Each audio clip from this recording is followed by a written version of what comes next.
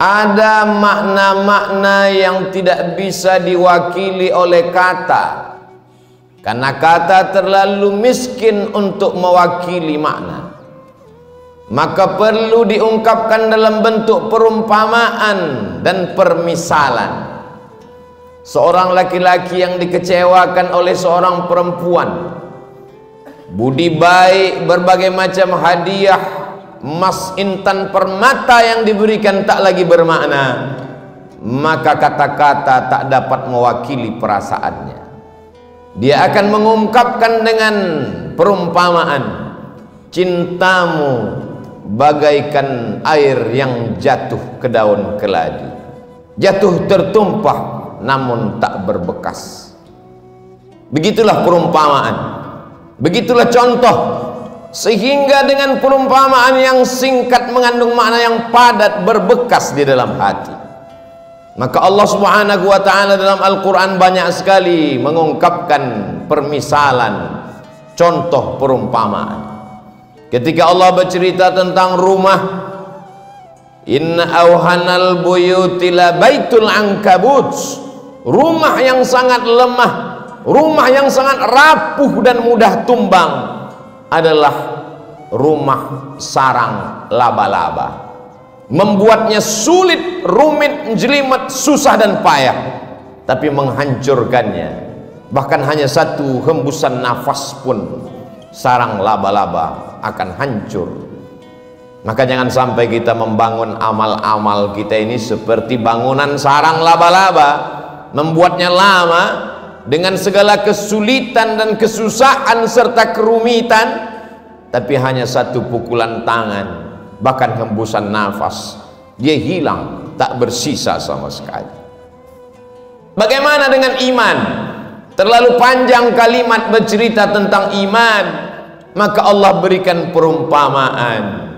Kasyajaratin thayyibatin, pokok kayu yang kokoh dan kuat, akarnya tunggal menghunjam ke tanah, wa far'uha fis sama, pucuknya sampai ke langit. Begitulah perumpamaan iman. Sekali la ilaha illallah, maka sampai mati tetap la ilaha illallah.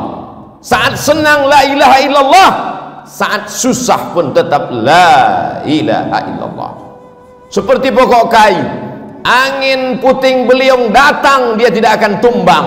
Kalaupun patah, maka akarnya tidak akan tercabut. Begitulah Allah Subhanahu wa ta'ala membuat perumpamaan dalam Al-Quran tentang orang yang bersedekah. Kalau dia bertanya, wahai tuan guru, wahai kiai, wahai ustadz, wahai alim, wahai ulama, wahai para habaib, kalau aku berinfak, berwakaf, bersedekah, apakah pahalanya banyak? Banyak. Bagaimana banyaknya? Maka perlu perumpamaan. Bagaimana Allah memberikan perumpamaan orang yang bersedekah?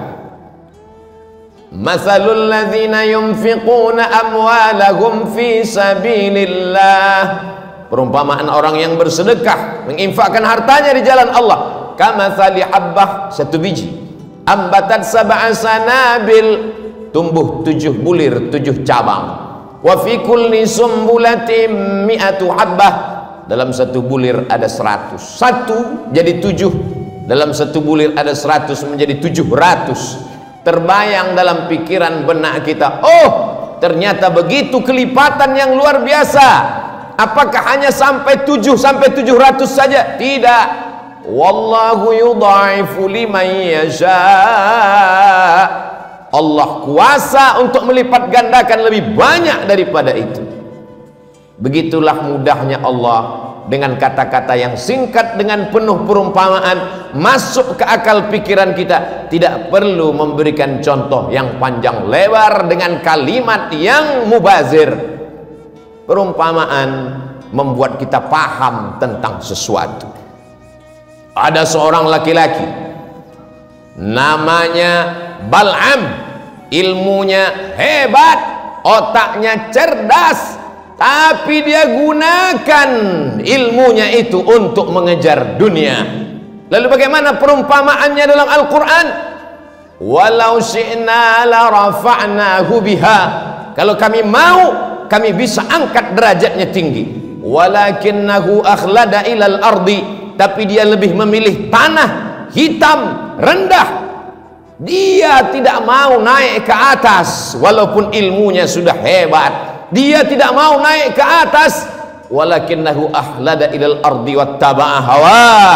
Dia memperturutkan hawa nafsunya, nafsu makannya, nafsu minumnya, nafsu seksual biologisnya. Maka orang seperti ini seperti apa perumpamaannya dalam Al-Quran? Famasaluhu kamasalil kalb. Dia seperti seekor anjing. Famasaluhu kamasalil kalb. Dia seperti seekor anjing. In tahmil alaihi yalhath au tatrukhu yalhath.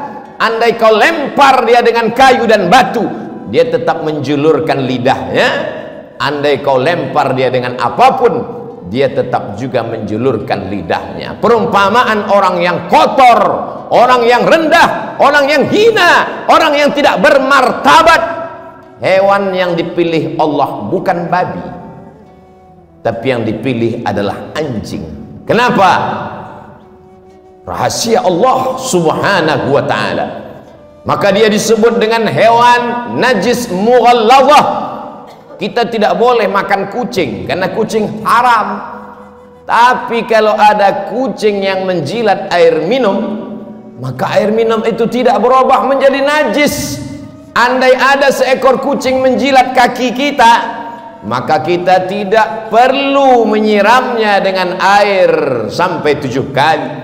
Tapi anjing, apa kata Nabi SAW? Idza walagal kalbu, kalau ada seekor anjing walagha, menjulurkan lidahnya, fi ina'i ahadikum, di dalam bejana tempat air minum kamu, fa ahriquhu, tumpahkan, buang semuanya. Setelah airnya tumpah, bejana tempat air minum, baskom, ember mesti dicuci 7 kali, dan salah satu dari air itu mesti dicampur dengan air tanah.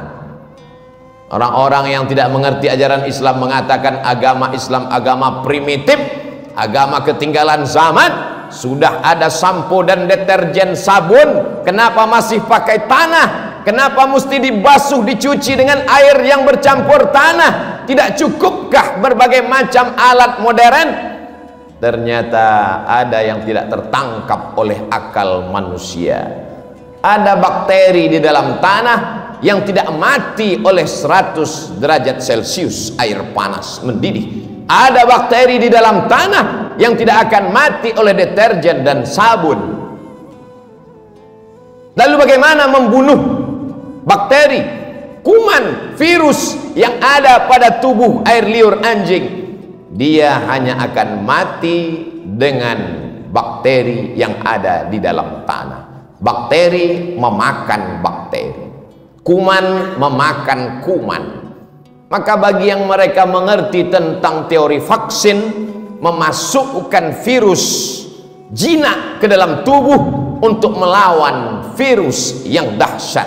Sesungguhnya di dalam tanah itu ada virus bakteri yang akan melawan bakteri yang ada di dalam air liur anjing. Itu hanya dapat dipahami oleh manusia yang takut kepada Allah subhanahu wa ta'ala. Tapi ada kalanya Allah subhanahu wa ta'ala menyebut anjing dalam satu ayat surat Al-Kahfi yang dibaca pada hari Jumat, siang Jumat, petang Jumat. Yang sudah membaca surat Al-Kahfi hari ini alhamdulillah. Yang belum membaca selesai sholat Jumat segera dibaca sampai nanti petang asar, ba'da asar hari Jumat, waktu mustajab berkabulnya doa. Jangan sampai tenggelam matahari Jumat kita belum membaca surat Al-Kahfi.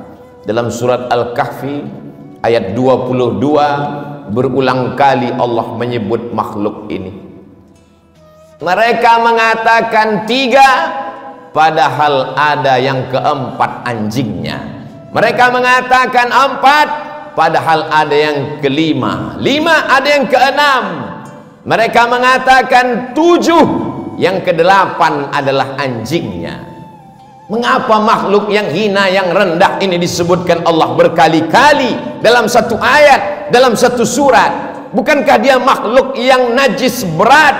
Bukan dia makhluk hina dalam ayat lain? Allah ingin menunjukkan walaupun seekor anjing, tapi kalau dia mengawal Ashabul Kahfi, anak-anak muda yang memperjuangkan agama Allah, diangkat Allah derajatnya. Begitulah Allah Subhanahu wa ta'ala memberikan permisalan, contoh dan perumpamaan. Pemilihan itu bukan akal manusia, bukan kata-kata Nabi Muhammad sallallahu alaihi wasallam. Wa ma yantiqu 'anil hawa, dia tidak mengikuti hawa nafsunya.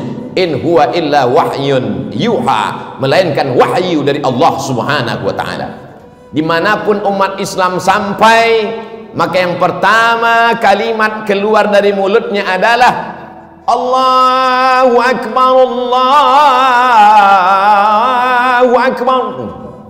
Begitu seorang sahabat Nabi, panglima besar perang, jenderal bintang 5 bernama Amr bin As sampai ke Mesir, maka dia membangun Masjid Amr bin As. Setelah masjid dibangun, kalimat pertama yang berkumandang di Afrika Utara, negeri tertua penuh dengan peradaban, tempat Fir'aun berkuasa, hari itu kalimat yang berkumandang menggelegar di atas bumi Afrika, Allahu Akbar. Setelah nama Allah, maka nama Nabi yang paling mulia. Tidak ada alam semesta kalau tidak ada dia, tidak ada surga, tidak ada aras kalau bukan karena dia. Maka kalimat yang paling tinggi setelah Allah, asyhadu anna Muhammadan Rasulullah. Tidak ada yang lebih hebat daripada itu. Kalimat yang paling tinggi adalah seruan azan. Binatang yang paling rendah, paling hina, paling kotor, paling najis adalah anjing. Lalu bagaimana mungkin bisa tersilap dan tersalah mengumpamakan azan dengan anjing? Maka sesuatu yang tidak mungkin masuk di akal manusia. Itulah mengapa sebelum melangkah kaki kita katakan bismillahi tawakkaltu 'ala Allah, la haula wala quwata illa billah. Dari bumi Lancang Kuning aku akan pergi ke bumi Pasundan. Aku akan menemui saudara-saudaraku sebangsa setanah air. Kulangkahkan kakiku atas namamu ya Allah. Yang akan kusampaikan adalah kalammu ya Allah. Yang akan kuceritakan adalah sabda Rasulmu ya Allah. Jangan sampai aku salah ucap, salah kata. Kita selalu berdoa meminta bimbingan Allah. Sampai-sampai sebelum membaca Al-Quran pun tetap dikatakan, فَإِذَا قَرَأْتَ الْقُرْآنِ, kalau kau mau baca Quran, فَاسْتَعِذْ بِاللَّهِ, minta lindung kepada Allah. Supaya apa? Jangan salah faham, jangan salah pikir, jangan salah omong. Karena tidak akan mungkin terjadi menurut akal logika manusia seruan yang tinggi, yang hebat, yang gagah perkasa ketika anak manusia lahir. Pertama kali matanya melihat dunia, yang dibisikkan ayahnya pertama kali telinganya adalah asyhadu an la ilaha illallah. Dan di saat ayah akan mati, meregang nyawa, tatapan yang terakhir dia lihat adalah tatapan anak lelakinya yang dulu menatapnya pertama kali lahir ke dunia. Suara yang ingin dia dengarkan adalah suara anak lelakinya yang dulu dia azankan saat lahir ke dunia. Maka kalimat yang dia bisikkan ke telinga ayahnya adalah la ilaha illallah. Itulah mengapa kita rindu pada kalimat itu. Kemanapun kita pergi, ke Amerika, ke Eropa, ke Australia, kita akan melihat jam dan akan bertanya, mengapa azan belum berkumandang? Mana kalimat-kalimat itu? Sampai masanya nanti kau akan terbujur kaku di ruang ICU. Di saat itu anak menantu sibuk dengan dunianya, kau sendirian di dalam tempat yang sepi di tengah keramaian. Dunia masih hiruk pikuk. Tapi saat itu sayup-sayup suara azan berkumandang dari menara masjid, mencuri-curi masuk ke tepi jendela yang tertutup rapat. Tapi karena mikrofonnya masih keras, dia masih masuk ke ruang ICU. Hayya 'alas shalah. Saat itulah kau baru meneteskan air mata, dan berkata la haula wala quwata illa billah. Tapi apakah di zaman kita nanti masih ada suara itu masuk ke telinga kita? Tergantung apa yang kita lakukan hari ini.